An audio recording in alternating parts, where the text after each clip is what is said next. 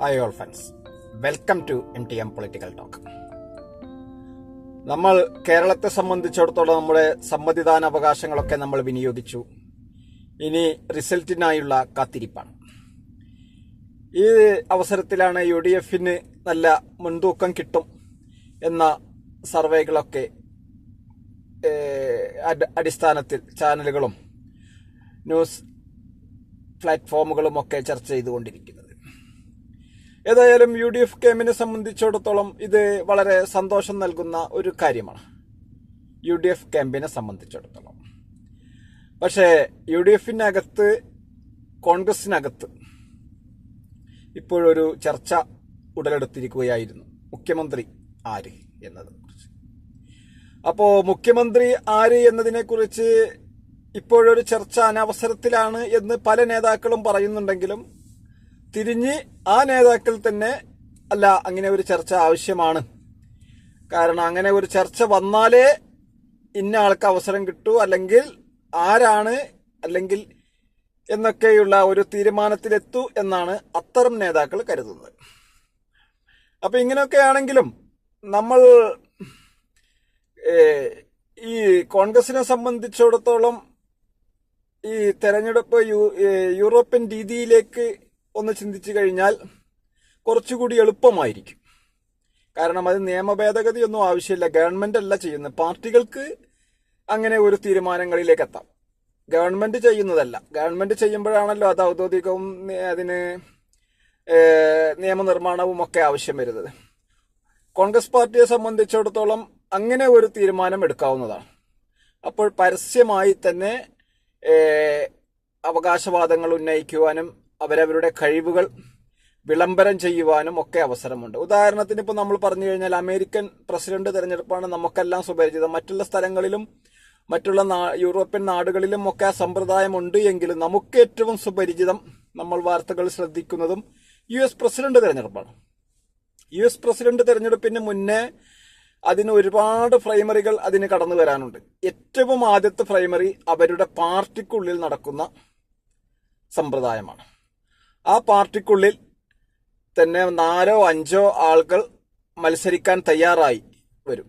ആ തയ്യാറായ ആളുകൾ തമ്മിൽ ഒരു മത്സരം ആ പാർട്ടിയുടെ ഉള്ളിൽ വോട്ടെടുപ്പോട് കൂടിയുള്ള മത്സരമാണ് നടക്കുന്നത്. ആ വോട്ടെടുപ്പിന് മുമ്പ് അവര് പാർട്ടി പ്രവർത്തകരോട് തനിക്ക് ചെയ്യാൻ കഴിയുന്ന കാര്യങ്ങളൊക്കെ വളരെ വിശദമായി വിശദീകരിച്ച് വിളംബരം ചെയ്യുകയാണ്, എന്ന് പറഞ്ഞാൽ പബ്ലിക്കായിട്ട് പ്രചരണം നടത്തുകയാണ്.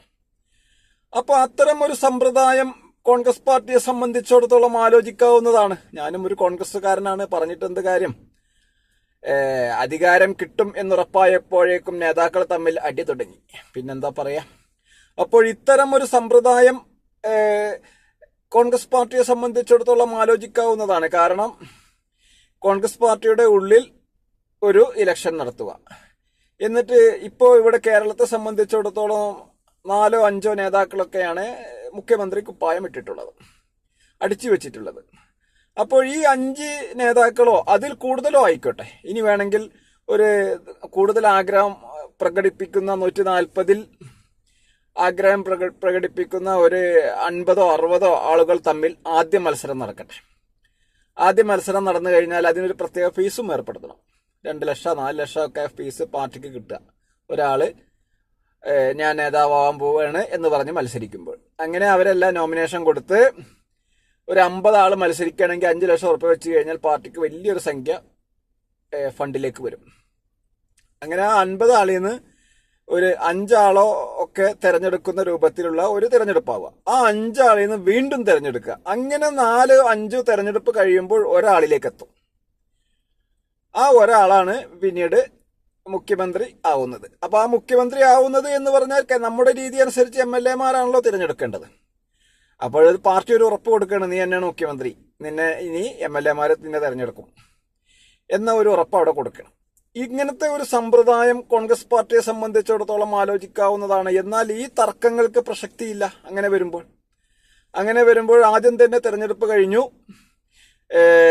ആരാണ് നേതാവാവേണ്ടത്, ഇലക്ഷന് ജയിക്കോ തോൽക്കോ എന്നുള്ളതല്ല, ഭൂരിപക്ഷം കിട്ടോ കിട്ടില്ല എന്നുള്ളതല്ല, പക്ഷേ ആരാണ് നേതാവാവേണ്ടത് എന്ന തീരുമാനം അവിടെ ഉണ്ടായിരിക്കും. അപ്പോൾ ഇത്തരം ഒരു ചർച്ച നടത്താവുന്നതാണ്. ഇത്തരം ഒരു തീരുമാനം പാർട്ടിക്കുള്ളിൽ വരുത്താവുന്നതാണ്.